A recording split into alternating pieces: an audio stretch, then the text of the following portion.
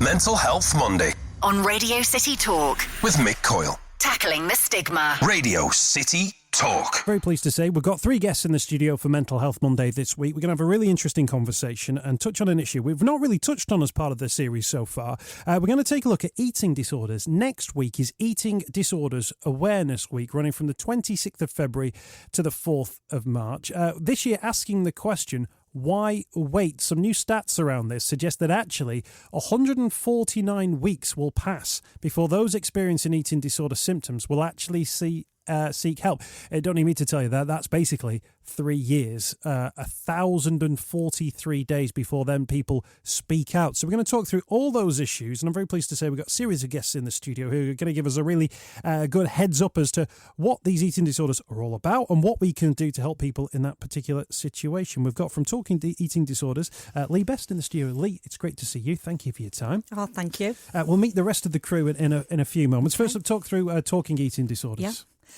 Well, it's a community organisation which I founded 18 years ago now. I can't believe it. I was a lot younger. And I founded it because somebody in my own family had an eating disorder and we were just left to cope alone, and I couldn't quite believe that. Sadly, I have to say, 18 years later, although there have been some small improvements in healthcare, the situation is still the same. So the way the system works is we're very, very lucky in the city that we have got specialist services. However, you have to go to your GP to access those services. You're likely to be on a long waiting list.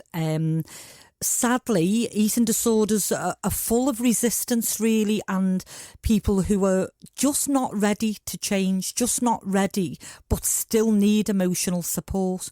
So, as I'm always saying to people, therapy is for people who want it, not for people who need it. So if you need help, but you're not quite ready to engage in therapy, you're not really going to get the help unless you come to TEDS. So we're very, very unusual. We've always been unique because we don't turn anybody away.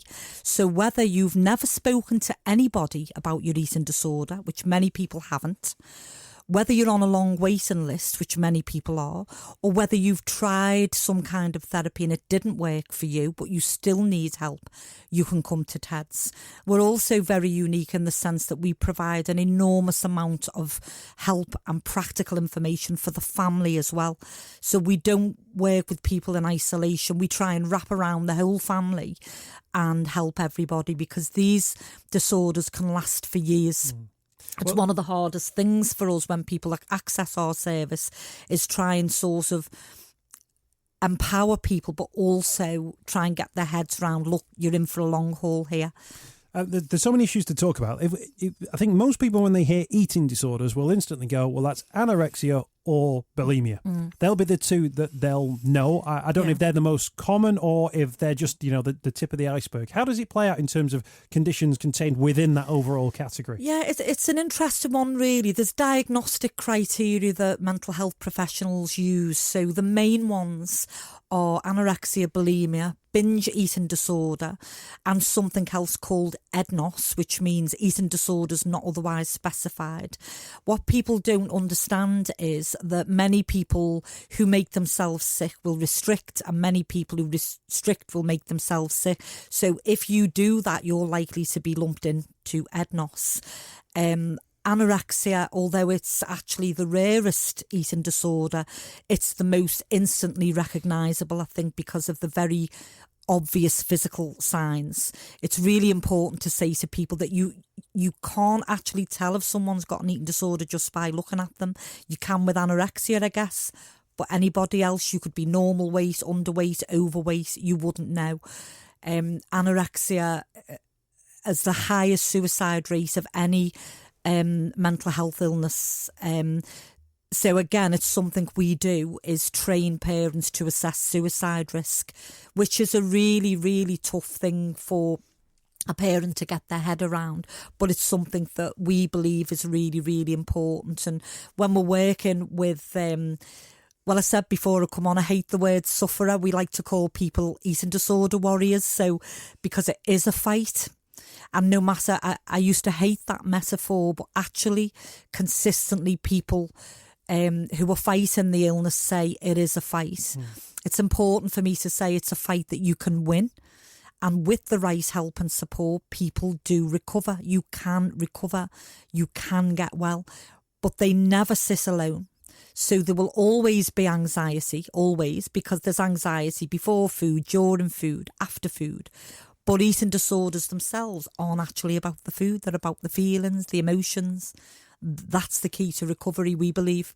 Can I ask you about that? Because I think a lot of people who, when we talk about stigma, we often talk about stigma when it comes to mental health, it comes around ignorance. And I think the ignorance around this is based on the fact that eating disorders it's a vanity thing. It's people obsessed with the way that they look. And if they wanted to eat, they could. Or if they wanted to stop making themselves sick, they could. So for some, almost as if it was a lifestyle choice, if you like.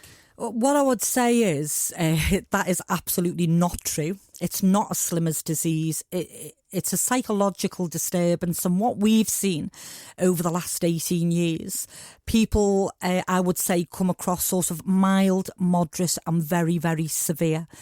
The psychological suffering, the emotional torture is horrific. It's really horrific. An eating disorder is very punitive, very punishing. There's always low self-esteem, self-loathing. It's much, much more than that. As I said earlier, many people suffer. You would never know they had an eating disorder. It is not just about weight and shape. However, saying that from our experience, because we do a lot of work in schools in terms of early intervention and preventing eating disorders, we do discourage dieting. In our culture, dieting tends to mean missing food groups out, becoming vegetarian. There's a lot of vegetarians and vegans in TEDs, and missing food groups out, restricting, going hungry, skipping meals. And that can, along with other factors, I think the real message to get across is nobody can really give a definitive answer as to what the cause of eating disorders are. They're very, very complex. They're a mental illness. But we would definitely discourage people from going on a diet. So we try and talk about strength and wellness and self-care. I said last week when I was on, for us, we all have mental health. We all have mental health. I'm in therapy at the moment as good self-care. So I'm making a point of telling everybody I'm in therapy because it's really, really important to acknowledge we all have mental health. We all need to tend to it. And people with eating disorders really suffer. Underpinning that is often things like anxiety and depression, OCD, self-harm, many other factors. So it takes time and compassion and kindness and patience to unpick that. We started a project in TEDs about 3 months ago that is just magical, is the only way I can describe it. And it's a closed group for eating disorder warriors only. And the stories of suffering in that group and the efforts to recover are quite phenomenal. So we're hoping as a result of being on the radio, some people will join us in that work. We've got Leigh Best with us from Talking Eating Disorders, TEDs, as she's referenced as well. Let's go a little bit deeper into this story now. We've got Tina in the studio as well. Tina, thank you for your time. Great to see you. Just tell us about how you and Leigh first came to know each other. Okay. I got introduced to Leigh 5 years ago when one of my daughters was diagnosed with an eating disorder, specifically anorexia. And when I looked out in the community to see what support and help there was, I found very quickly that apart from Leigh, there was nothing at all. I live on the Wirral and there were no facilities at all that I could access for myself and my family. So I was introduced to Leigh by my daughter's school, where Leigh had recently done a training day. And Leigh became a lifeline for me and my family. And it was such a relief when I went to the first support group to find other people who knew what I was going through as a mum of somebody suffering when I'd taken my daughter to the doctors initially, I was told that I could wait, or she could wait approximately 6 weeks on the NHS at the time, which was, by the standards today, was relatively good. But unfortunately, my daughter didn't have 6 weeks, but yet we were still sent away and told that, sorry, there isn't any other option unless you want to pay private.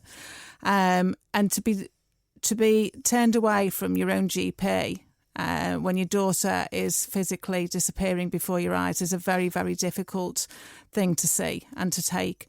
So when I got introduced to Leigh, it was good to know that there was hope, because we felt very isolated as a family, and it was good to know that there are other people out there going through the same difficulties as we were. Leigh became not just she became a friend, and she's a colleague now, because we now work together, because I became quite passionate about the fact that there aren't any facilities on the Wirral. So about 3 years ago now, we opened up another support group for families that can't get over to Liverpool, and we meet on the third Monday of each month over on the Wirral. To help families over there access support, with Leigh and myself both there in attendance.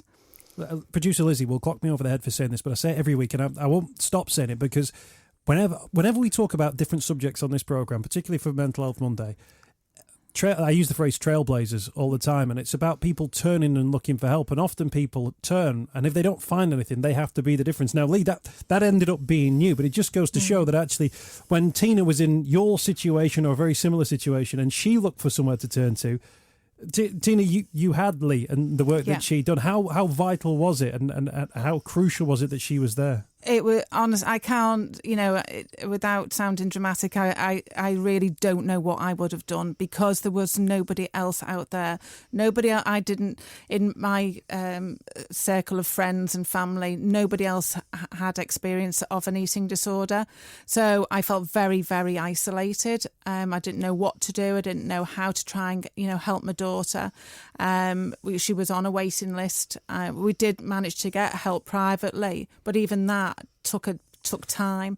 So to have Leigh on the end of the phone and there in person to reassure me that there was help, there was hope for my daughter and for us as a family was crucial. Yeah, you talk about sitting in the GP's office. I imagine in terms of the journey that you've been on, that's the start of one chapter, but I guess the chapters that came before that were very difficult to experience as a parent in particular. Yeah, extremely so. I mean, my daughter was actually diagnosed quite quickly. We were fortunate in, I think Leigh commented on this earlier about early intervention, and early intervention is key. And we were fortunate that we discovered my daughter's situation quite early on. So we were able to, comparatively to what some families go through, we were able to get her help quite quickly, which is vital. And what were those things? What were those? You don't have to give us the details specifically, but what sort of things were you starting to notice a difference where you thought, hang on a minute, there's something's not quite right here? Yeah, there was an obvious sign of dramatic weight loss, but more importantly, it was her mood and her personality. A very outgoing, vivacious, sociable young girl, 17 at the time, suddenly became very introverted, didn't want to leave our side, didn't want to go out anywhere, was skipping meals, exercising excessively. But little things, sometimes, some of those things didn't really add up to much. But it was only when she got to the point where she's just stopped eating completely when we were on holiday, and then that's when things took a dramatic turn. I mean, from a parenting point of view, everyone does everything they can to protect their child. When there's like this thing that's going on in their mind and you're not quite sure what they're thinking, and you can see the physical impact that's having, was that upsetting for you? Was it frustrating for you? Was it? I imagine emotionally, it was a very difficult time. Yeah, it wasn't frustrating. It was extremely upsetting. And just that not knowing what to do, we were just totally isolated and totally or completely it was something completely alien to us. We just didn't know what to do and where to turn. And fortunately, a couple of weeks after that, when things came to a head, that's when I met Leigh, and that's when I think the things started to change for me as a mum. And because things started to change for me, I was then able to help my daughter better, because I was better equipped and better prepared to help her with her battle. And in terms of the journey that you went on as well, your understanding of her situation, at what point did you sort of think, I get a sense now that there's a mental health condition here, that there is a wider issue other than a physical appearance thing, that there's something going on in the mind, and that's something that will be, not so simple to address, but something which is going to take a long period of time. Quite quickly, actually, in her case. I know that's not always the situation, but with my daughter, she deteriorated quite rapidly, both physically and emotionally, and became very withdrawn, almost like it was as though my daughter had walked out of the house, and then somebody else's daughter who looked like mine, or another being had walked into the house, and she looked like my daughter, but she didn't have the soul, she didn't have the personality. It was like a shell of my daughter. That's the only way I can really describe it, and that is heartbreaking to see. We've got the team from Talking Eating Disorders with us in the studio. Leigh Best, and Tina's been sharing her story as well with her own experience within her family. Going to bring Cara into the conversation as well. Cara, great to see you. Thank you for your time on Mental Health Monday today. Leigh said we don't call people sufferers, we call people warriors. Eating disorder warriors. Do you feel like a warrior at the moment? I do feel like a warrior, yeah. I think it's a great way to bring people together to call them warriors, because it means they're fighting. And I think in eating disorder, you have to fight it with every muscle in your body. So you're young now. You don't mind me saying you're young. But at what point did you realise you had an eating disorder, or did things change within your life that put you on that particular path? I think it was about 2 years ago. I started with anxiety, really bad anxiety, and I couldn't sleep. I was up all night, every night. So I managed to see a brilliant private therapist who, as soon as she seen me, she knew straight away I had an eating disorder. So she rang the right people and got me in touch with them, and that's how it all started. So was the eating disorder caused by the anxiety, or do you think the two were interlinked? Oh no, definitely interlinked. I don't think eating disorders sit alone at all. And mine, still now, I get really bad anxiety, and they both bounce off each other. So if I've got really high levels of anxiety, my eating disorder tends to settle a little. But then when the eating disorder comes up, my anxiety will settle. So it's a bit of both. Yeah. So you're always striking that balance. At what point did you realise that food was a currency within that you were eating differently, or that you were changing your eating patterns based on how you were feeling?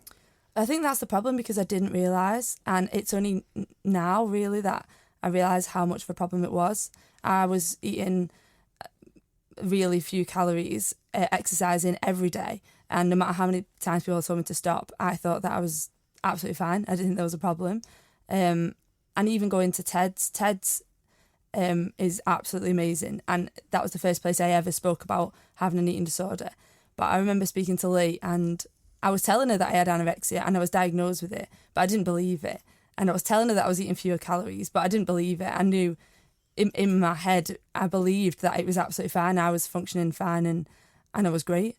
And even I did 1.5 years of therapy, and even in therapy, I didn't engage, because what they were saying wasn't true. I knew that I was a low weight, and I knew I was a low BMI, but I didn't believe that it was affecting me. Like, I know now that it did. So just tell us about some of those effects, because of course you're doing the exercise, presumably in your own mind you can justify that to yourself. You go, well, I'm exercising, this is good for me. But you said you were eating low calorie, 2,000 I think is the recommended amount for a woman. What would you be eating on any given day? I was aiming to 450 calories was maximum, and I played netball and I did CrossFit, so I did that every odd day. So I used to have 1 day off, rest really, but it worked. I could function, but really I wasn't functioning. It looked like I was on the outside, but I was fainting. I've got a little boy. I couldn't look after him properly because I was absolutely exhausted. I couldn't sleep, and I was working nights and going to uni at the same time. So I was just up all night, awake in uni all day, then working and then exercising, and it's definitely not a good balance. So 450 calories. What does that look like then? What would you be eating over the course of a day?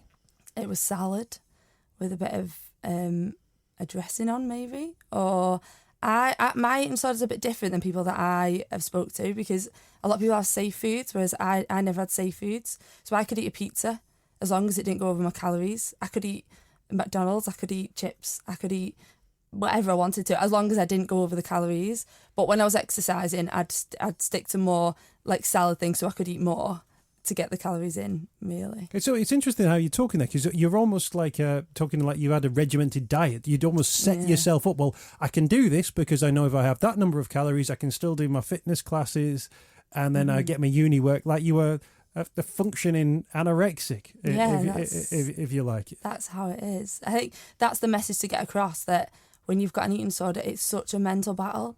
So even now, sat here talking to you, I am in recovery now, but all I think about constantly is food. So it's, when's my next snack?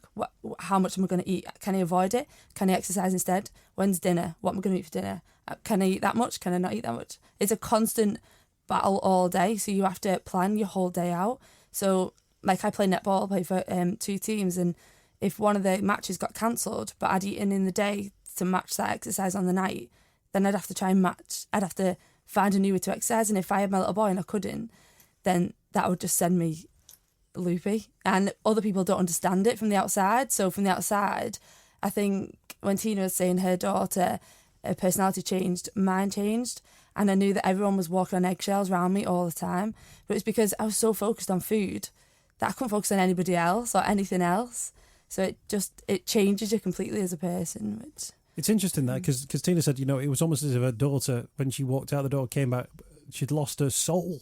Yeah. And actually, the soul, the very heart of sort of who you are. Was that how it kind of felt for you, that you were kind of thinking, well, the obsession, if you like, with food and exercise had just sort of taken out over everything else? Yeah, I think at the time, no. I did think I was absolutely fine, and I couldn't understand why everyone thought I was being mean or saying the wrong thing, because I got quite abrupt, I think, because I just couldn't cope with... I was thinking of calories all the time, so when someone asked me a question, I was like trying to just, get an answer, get them away, because I didn't want to talk about anything else. I could talk about food all day, every day, because that's all I want to talk about, because that's all I think about. So I think at the time, no. But now when I look back, I was a completely different person. And I still am, in a way. I'm not like I was before the eating disorder. I think that's the goal, to get back there. But yeah, it does. Yeah, it completely changes you as a person. So in terms of getting help, speaking to either therapists or people who can put you on a different path, do you feel like the treatment you're getting is about the issues going on within your mind, the way you think about things? Or do you think there's sort of like the health, the fitness, the exercise type of thing, striking a right balance there is another path you could go down? I think if you're ready for therapy, which is a hard thing to get your head around. When I was in therapy, my therapist used to say, you're ambivalent, you're not, and I didn't even know what it meant, and she kept saying it over and over, you're not ready, I don't think you're ready. And I'd be like, I'm here. But I wasn't. I was there and I was going every week, but I was still losing weight every week. So I'd go and I'd get on the scales and I'd lose weight, and then I'd go the next week and go, and it didn't make sense because I wasn't ready to get help. Whereas I think now I am ready, so I can go back into therapy and deal with things I need to deal with. But a lot of people aren't ready, so I think doing whatever you can to help yourself, like TEDS or like any other support group. I'm on a Facebook support group which just has people with eating disorders and families talking. Anything you can do just to talk. And I think the first time you speak to someone, it's really nerve-wracking and it's really scary, because the first time I spoke at TEDS was the first time I'd ever spoke to anybody about my eating disorder. But once you've got it out and once you've spoke once, then all your nerves go away and it just becomes a lot easier. So I think this is where it's really interesting. Cara's with us in the studio, Tina too, and Leigh Besley. I think this is the thing between it being a mental health condition, but also the obsession that came around it as well. That when you start to change somebody's mindset, presumably you talk through what healthy calorie intake would be over the course of the day. But then I guess if it's just that, then it doesn't deal with maybe some of the other issues that somebody might be dealing with. To be honest with you, this is where TEDS is a bit unique. We avoid talking about food. We avoid talking about weight and shape. We avoid any sort of unhelpful comments. We're very kind. I think our model is like a kindness and compassionate model. What we do with Tuesday TEDs, it's quite deliberately at lunchtime, 12 till 2. Anybody who knows me knows I don't skip lunch ever. So we have food there, we have nibbles at the groups we run. We try and normalise food, and we actually just try and talk about feelings, experiences. We have very practical information that we give people. What people aren't being given is ideas of how to encourage people to eat well. And I mentioned that book before. There's a book that we recommend if people go on our website, tedsuk.com, or get in touch with us. So most people, to be honest with you, whether they've got an eating disorder or not, know what good health is. People know what healthy eating is. People know what their body needs. Most people I've supported over the last 18 years, even though I've got a qualification in nutrition to help me with my work, know much more about nutrition. So for that reason, we try much more to talk about the emotional wellness of the person, the challenges they face, the trauma they've had, their low self-esteem, their unhelpful beliefs about themselves. And, you know, many people actually have a good inkling of how the eating disorder developed and where it developed. It's very, very common for people to say to me, if I say to people, when can you remember not feeling good enough? Because actually a lot of this comes down to, for whatever reason, comparing yourself unfavourably. We have lots of little sayings in TED. So one of them is, to compare is to despair. And it's very, very common for people to say, I was 5, or I was 6, or I was 7. So people have these sorts of feelings of dissatisfaction, if you like, or not fitting in, or not feeling the same as everyone else from a very, very young age. And we're able to sort of explore that in the TEDs groups, and we listen to music. We've got a creative writing course going on at the moment. We like to really think outside of the box because, as Cara will tell you, you can't say to an adult with anorexia, just eat. They know that. You can't give them a diet sheet and say that's what you should be eating. They know that. So we try and think laterally, think out of the box. And actually, what I have learned, and I would say this to any eating disorder warrior listening, this is a fight that actually gets easier. And I've heard that over and over again with people once they get in recovery. If they keep going, and there's real simple things we say, like, look, don't skip a meal. Don't skip a meal. Don't do anything that's going to trigger that eating disorder behaviour. Eat well, don't skip a meal. And what happens is it gets easier. Somewhere down the recovery road, that fight gets easier. So, yeah, it's quite interesting. For us, the focus on the food might be from the family, where we'll give them practical help on. It's actually quite challenging to put weight on if you've got anorexia. There's a very serious condition called refeeding syndrome that often families aren't told about. And we discuss that with the families as well. So we try and give the families really practical help on how to safely help their loved one put weight on. But at the same time, there is much more of a focus on the feelings and the emotions and the thoughts as well. Mental Health Monday with Mick Coyle. On Radio City Talk. Yeah, it's a busy one this week on Mental Health Monday. So much time that has passed that we've got to spend a little bit more of it on the podcast. And I'm very pleased to say that Leigh, Tina and Cara have stuck around. We ran out of time on the radio show, so I think that's testament to the stories that you've told and the fact we've got to get so much more information out there. Eating Disorders Awareness Week is next week, and there's a book which you're going to mention the details of as well, Leigh. And Cara, you were sharing your story. Tina, we didn't get a chance on the live radio show to talk through where things are at in your own family at the moment. Okay, well, we're 5 years in to my daughter's illness, which may seem like an extremely long time, and it is, but it's in the world of eating disorders, it's quite, for want of a better word, quite an average length of time. I think the statistics say that on average, a sufferer can take about 6 years to recover from an eating disorder. Personally speaking, my daughter is now at university in the final year of her degree, doing extremely well. She still has an eating disorder, but she's, I would like to say, in recovery. So she has some good days, she has some bad days, she has wobbles. We don't like to call it a relapse. It's just a wobble when things don't go right. But then that happens in life generally anyway. So things are far more positive than they were, and that's what I'd like to get over. That for other parents of as we like to call them, eating disorder warriors, there is hope. There is light at the end of the tunnel. Keep going. Take it a day at a time, but keep going. Your loved one can recover. And in terms of the emotional well-being that Leigh talked about there, do you think that you've got a handle on that now? Do you think your daughter has, either as a family or individually, a handle on maybe where she was at emotionally, that journey that she was on emotionally, maybe the reason that the eating disorder kicked in the first place? She's in a far better place emotionally. She did have quite a lot of counselling. She's chosen for the last 18 months not to have counselling, but we just try as a family and with her close friends to be as open as possible. I think that's really important to say.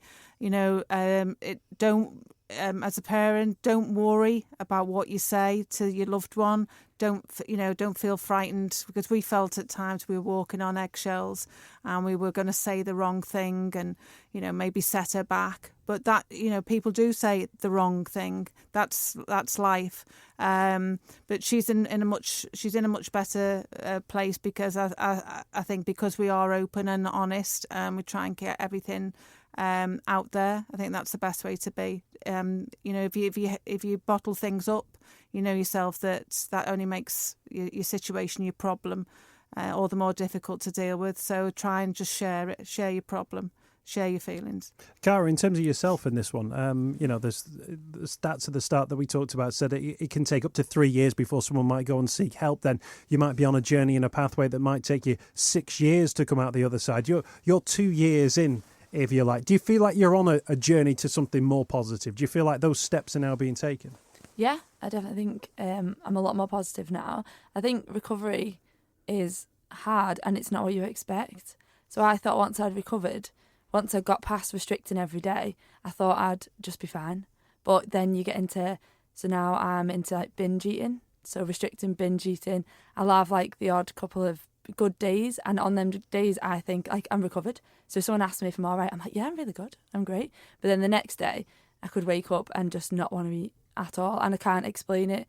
It's like a switch just switches in my head, and I don't want to. But then by the end of the day I might be fine again. I might feel all right and I might be able to eat. Or I think it's hard to explain recovery, and it's hard to explain where you are in recovery, but I'm doing better than I was, definitely. Absolutely. Yeah. I mean, do you see Cara as being on a good path, Leigh, in terms of the progress that she's made in the brief amount of time that she's been with organisations and people like yourself? Oh gosh, yeah. I mean, Cara was very honest and said before that, and we see this a lot in TEDs, that we discuss mental health in TEDs, obviously, and we think it's a private thing. Some people, like Cara, are very, very happy to speak openly about their health, whether it's physical health or mental health. It's a private matter, and actually, it's probably important to say that everything we do in TEDs is completely confidential.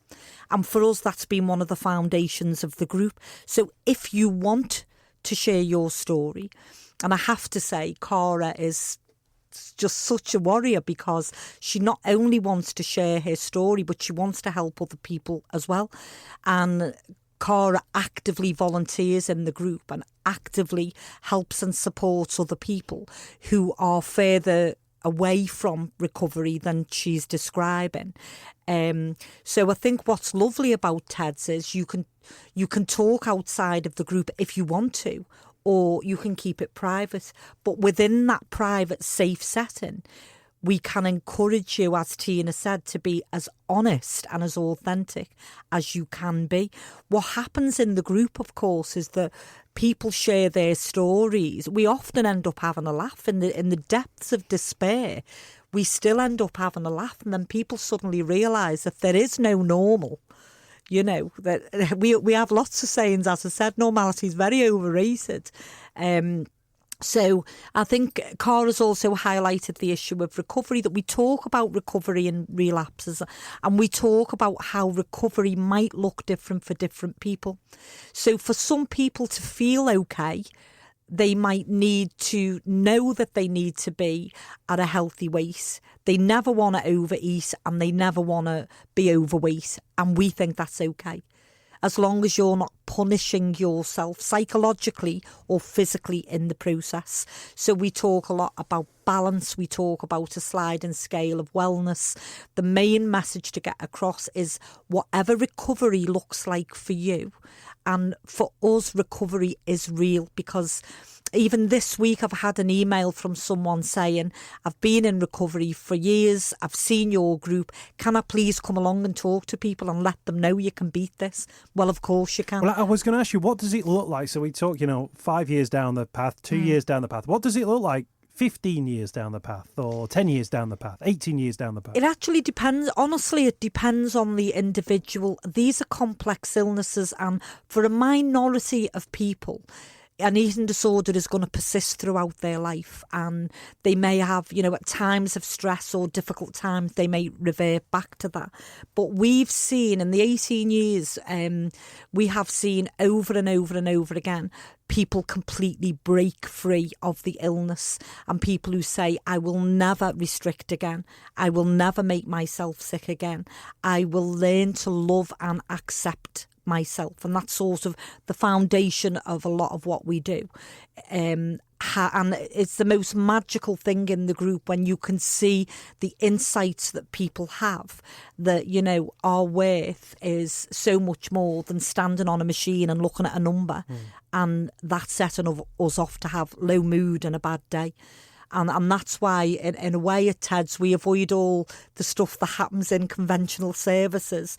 And we talk much more about heart and soul and future goals. And what would your life look like without recovery? The main thing is it's possible. Recovery with the right help and support, whatever that might mean for you, you can fully break free of it, or you can be well. You can be kinder to yourself. We talk a lot in the group about being compassionate to your mind and compassionate to your body. And that's a lot of the work that we do. TEDsuk.com has got all the information that you need to know about talking eating disorders and the work that Leigh does, and obviously the work that Tina does on board with that. We've heard Cara's story as well. I deliberately haven't mentioned it, and nobody else has mentioned it either, social media. Now, I imagine when people start talking about Eating Disorders Awareness Week, they'll start, I don't know if it's like lazy journalism or something like that, but people instantly blame Instagram and images that they see. They'll blame magazine covers and images of women in particular, which are unobtainable or that have been photoshopped. Now, I didn't want to mention it just to see if anyone went, it was down to images I've been looking at, and actually none of you mentioned it. So can I flag it up now, Cara, with you first and foremost? Is that a potential issue for some people, but it's an overarching thing? From the things that Leigh was just saying about your emotional well-being, your soul, as Tina touched on as well, that doesn't really get affected by what you see in a magazine or an Instagram. If people raise this, is it an okay thing to raise? Is it a potential issue that what people and young people are seeing on social media might become a problem? I think it's an issue. I personally don't think it's a cause of an eating disorder. I think it's the cause of low self-esteem and feeling bad about yourself, because especially when you're trying to recover from an eating disorder and you're underweight, and then you obviously put weight on as you eat, and then you look at Instagram pictures of these amazing women and men who've got the perfect bodies and the muscles, and they're vegans, and I want to be vegan but for the wrong reasons. So when they do it for the right reasons and look like that, it is triggering, because you want to just automatically be like them. But I don't think it's a cause. I personally don't think it's the cause of it. But I think photoshopping doesn't help, and fillers and implants and all the surgery you can get definitely doesn't help for teenagers especially. Leigh, and I wasn't trying to lure you into a trap by not mentioning social media, but I feel as if it's sometimes, if something comes up, particularly something which affects a lot of young people instantly try and blame, or will instantly turn to blame social media. Yeah. But from what Cara's suggesting there, it might be a factor or a triggering factor, but then if it wasn't there, would there be something else Yeah. that people would be triggered by? I think, the thing with social media is it's like everything, it's got uses and abuses. Many people that I've supported with eating disorders have said, of course, social media has got absolutely nothing to do with the way I'm feeling. It was this. I was bullied in school. My dad died, whatever, traumatic events. However, we do a 1 hour project in a school. So any school listening, if you want us to come in, we're there in a heartbeat. We call it the Selfie Project, and we do discuss social media and the impact it has on young people, and it does have an impact. So I like to talk about tricks. Young people now, I was not a consumer. I'm 60 this year.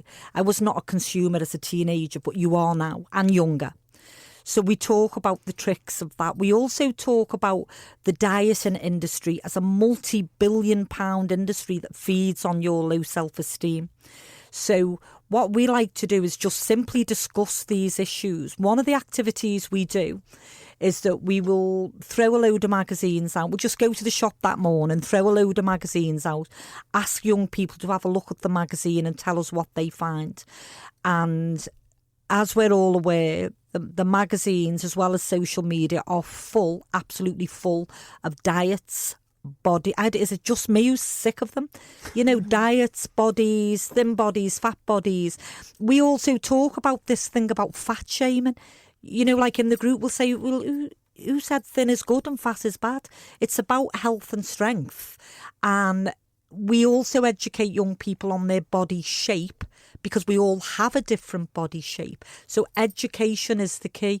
With social media, my 2 younger children haven't got it, and they won't have it till they're 13.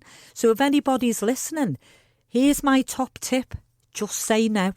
Dead easy. Just say no. You're not having social media till you're 13, because I know that their world is going to change when they're 13, and I'll have to try and manage that with my younger boys when they get there.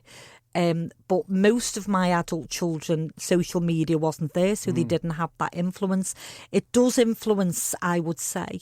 I couldn't honestly say hand on heart it is the cause of eating disorders. I think there is also quite a lot of scientific evidence to show that some people actually are genetically predisposed to developing an eating disorder. And I think there's no simple answer with this, but I think with social media, we teach young people to challenge what they see, and within a 1 hour session, at the end of a 1 hour session, young people will say, I'm not going to be on social media more than 2 hours. I'm going to block X, Y, and Z. I'm going to be a bit more critical about who I follow. There's many positive people you can follow on Instagram. So ourselves, Ted's Liverpool, we try and post lots of inspirational quotes. There's a lot of positive stuff on there as well as negative, but I think it's about teaching our children to challenge the images they see, to challenge the tricks of the tricks of consumerism, really, and how they're being tricked into thinking they need to have this perfect body and they need to have the diet foods and the diet drinks. We actually celebrate in Ted's. Very often people will say, it happened to us recently, somebody was dying. I don't know whether she's listening, but somebody was dying to have her mum's spag bol and she wouldn't. And she sent me a photograph of her eating spag bol recently, and we had a little party in Ted's Liverpool to celebrate. So I think social media can have a very positive influence as well as a negative, but you have to evaluate it critically. We have to challenge the stereotypes we see. It's important to say that males are affected by this too. This nonsense that you have to have a six-pack and a V-shaped back and all these unattainable things. How about just self-love and self-acceptance? How about just being kind to yourself and kind to other people, regardless of what you look like? And that's what we advocate in TEDs. Tina, I knew it was a question worth raising. I got the most comprehensive answer I think I'd have it in the whole interview. Do you echo what you've just heard there? Yeah, I totally agree, and especially what Cara said earlier. That I think the self-esteem issue is I think she hit the nail on the head there. Again, personally speaking, it wasn't something that affected or had contributed to my daughter's eating disorder. But as she's recovering, I think there are aspects of social media, the photographs and images that are, as Cara again mentioned, a trigger how she feels and don't really benefit her mood.